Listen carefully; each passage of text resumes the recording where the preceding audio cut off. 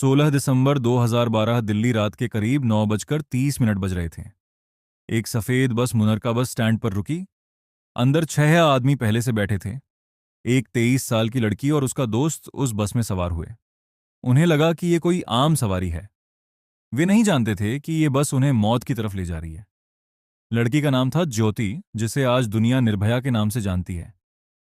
वो फिजियोथेरेपी की छात्रा थी। अपने सपनों को पूरा करने के लिए वह दिल्ली में पढ़ रही थी।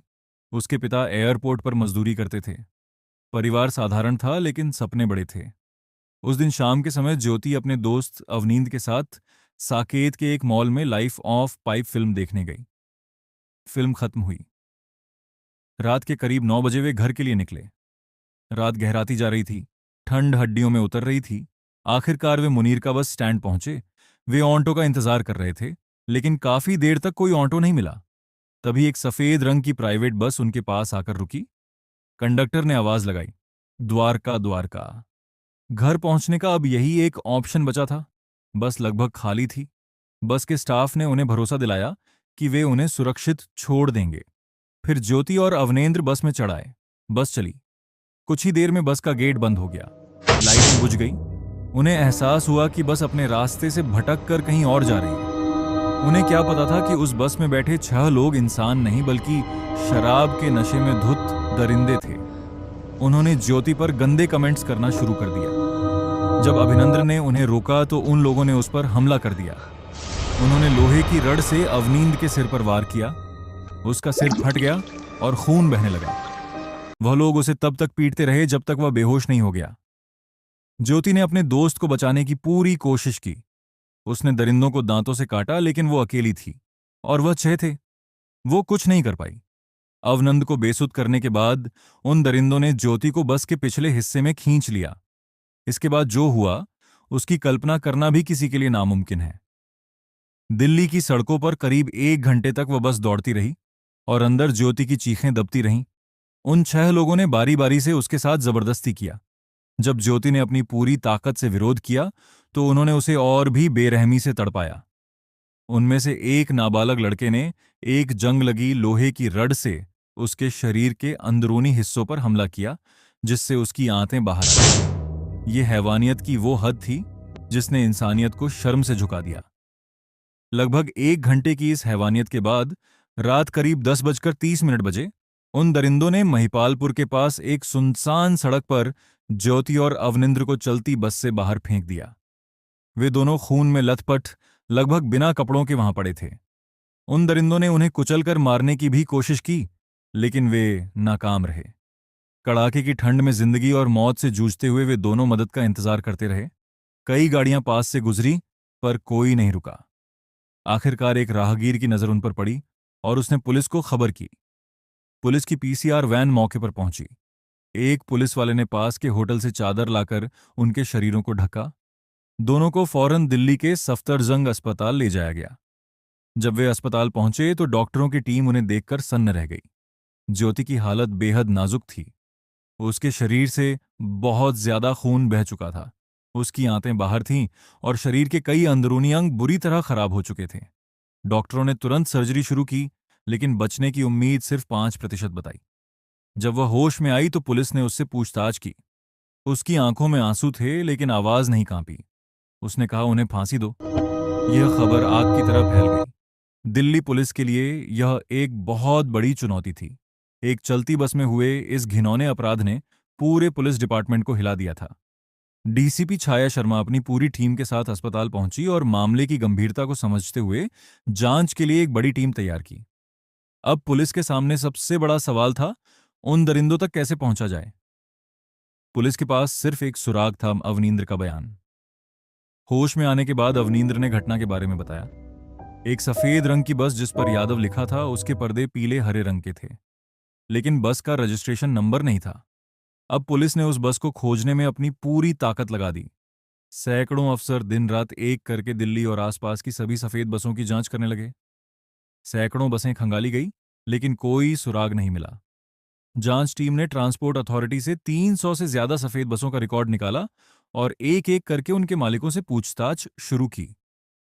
इसी बीच एक मुखबिर से पुलिस को एक जानकारी मिली। उसने बताया कि उसने राम सिंह नाम के एक बस ड्राइवर को घटना की रात कुछ दोस्तों के साथ बस धोते और अजीब हरकतें करते देखा था। पुलिस को एक अहम सुराग मिल गया। पुलिस फौरन रविदास कैंप आरकेपुरम पहुंची जहां राम सिंह रहता था। वहां उन्हें वह सफेद बस खड़ी मिली। बस के अंदर खून के धब्बे और खरोच के निशान साफ दिख रहे थे। पुलिस ने तुरंत बस ड्राइवर राम सिंह को गिरफ्तार कर लिया। उसकी गिरफ्तारी के 24 घंटों के अंदर ही दिल्ली पुलिस ने एक एक करके बाकी पांचों आरोपियों को भी पकड़ लिया। मुकेश सिंह, विनय शर्मा, पवन गुप्ता दिल्ली से, अक्षय ठाकुर बिहार के औरंगाबाद से और नाबालिग आरोपी आनंद विहार बस टर्मिनल से पकड़ा गया। पुलिस ने सबूत जुटाने में कोई कसर नहीं छोड़ी। उन्होंने फिजिकल, टेक्निकल और साइंटिफिक हर तरह के सबूतों को एक साथ जोड़ा। आरोपियों के खून, कपड़ों पर लगे धब्बों और सीमेन के सैंपल का ज्योति के खून और कपड़ों से मिलान किया गया। पहली बार पुलिस ने टीथ बाइट टेस्ट का इस्तेमाल किया क्योंकि आरोपियों के दांतों के मॉडल से मैच हो गए। ये एक ऐसा सबूत था जिसे अदालत में झूठा लाना नामुमकिन था। पुलिस ने सिर्फ 27 दिनों के अंदर एक बेहद मजबूत चार्जशीट तैयार करी। एक तरफ जहां पुलिस जांच कर रही थी, वहीं दूसरी तरफ सफदरजंग अस्पताल में ज्योति अपनी जिंदगी की जंग लड़ रही थी। दर्द से बेहाल होने के बावजूद उसने मजिस्ट्रेट को अपना बयान दिया। उसके शब्द थे, मेरे गुनाहगारों को सजा मिले। लेकिन उसकी हालत लगातार बिगड़ती जा रही थी। उसके शरीर में इन्फेक्शन फैल गया था। बेहतर इलाज की उम्मीद में भारत सरकार ने उसे एयरलिफ्ट करके सिंगापुर के माउंट एलिजाबेथ अस्पताल में भर्ती कराने का फैसला किया। पूरा देश उसके लिए दुआ कर रहा था, लेकिन 13 दिनों तक मौत से लड़ने के बाद 29 दिसंबर 2012 को ज्योति यह जंग हार गई। उसकी मौत की खबर ने पूरे देश को गहरे सदमे में डाल दिया। ज्योति की मौत के साथ ही देश का गुस्सा सड़कों पर सैलाब बनकर उमड़ पड़ा। दिल्ली के इंडिया गेट और रायसीना हिल्स पर हजारों की संख्या में छात्र और आम लोग इकट्ठा हो गए। लोग हमें न्याय चाहिए के नारे लगा रहे थे और महिलाओं के लिए एक सुरक्षित समाज की मांग कर रहे थे। पुलिस और प्रदर्शनकारियों के बीच झड़पें भी हुईं, लेकिन लोगों का गुस्सा शांत नहीं हुआ। इस आंदोलन ने सरकार को हिलाकर रख दिया। लोगों के दबाव के बीच सरकार ने मामले की सुनवाई के लिए एक फास्ट ट्रैक कोर्ट बनाया। 3 जनवरी 2013 को पुलिस ने 5 वयस्क आरोपियों के खिलाफ हत्या, गैंगरेप, अपहरण और सबूत मिटाने जैसे 13 मामलों में चार्जशीट दायर की। नाबालग आरोपी का केस जुनाइल जस्टिस बोर्ड को भेजा गया। ट्रायल के दौरान एक चौंकाने वाली घटना हुई। 11 मार्च 2013 को मुख्य आरोपी राम सिंह ने तिहाड़ जेल में सुसाइड कर लिया। 31 अगस्त 2013 को जुनाइल जस्टिस बोर्ड ने नाबालिग आरोपी को दोषी ठहराया और उसे कानून के तहत सबसे बड़ी सजा यानी 3 साल के लिए सुधार गृह में भेज दिया। इस फैसले की बहुत आलोचना हुई क्योंकि उसके जुर्म के आगे यह सजा कुछ भी नहीं थी, लेकिन कानून अपने रास्ते पर था। 10 सितंबर 2013 को फास्ट ट्रैक कोर्ट ने बचे हुए चारों दोषियों मुकेश सिंह, विनय शर्मा, पवन गुप्ता और अक्षय ठाकुर को सभी आरोपों में दोषी ठहराया।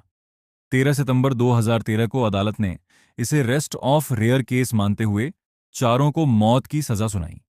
लेकिन न्याय की लड़ाई अभी खत्म नहीं हुई थी। दोषियों ने कानून के हर दांव पेच का इस्तेमाल करके फांसी से बचने की हर तरह की कोशिश की। पहले दिल्ली हाई कोर्ट गए, फिर सुप्रीम कोर्ट के दरवाजे पर खड़े हुए, लेकिन दोनों अदालतों ने फांसी की सजा को बरकरार रखा। 5 मई 2017 को सुप्रीम कोर्ट ने अपने फैसले में कहा कि यह अपराध सेक्स और हिंसा की भूख से किया गया था और इसने समाज की आत्मा को झकझोर दिया है, इसलिए फांसी की सजा ही सही है। इसके बाद भी दोषियों ने राष्ट्रपति के पास दया याचिकाएं लगाकर फांसी को टालने की हर मुमकिन कोशिश की। हर बार फांसी की एक तारीख तय होती और फिर कोई कानूनी अड़चन सामने आ जाती। ये तारीख पर तारीख का एक दर्दनाक खेल बन गया, जिसने निर्भया के परिवार और पूरे देश के सब्र का इम्तिहान लिया। आखिरकार 7 साल 3 महीने और 4 दिन के लंबे और दर्दनाक इंतजार के बाद वो दिन आया। 20 मार्च 2020 को सुबह 5:30 बजे तिहाड़ जेल में चारों दोषियों मुकेश, विनय, पवन और अक्षय को एक साथ फांसी पर लटका दिया गया। उस सुबह पूरे देश ने राहत की सांस ली। उस सुबह निर्भया की मां ने कहा, आज मेरी बेटी को न्याय मिला। यह सिर्फ एक परिवार की नहीं बल्कि पूरे देश की जीत है। दोस्तों, निर्भया की यह दर्दनाक कहानी हमें दहला देती है, लेकिन यह जरूरी है कि हम इसे भूलें नहीं।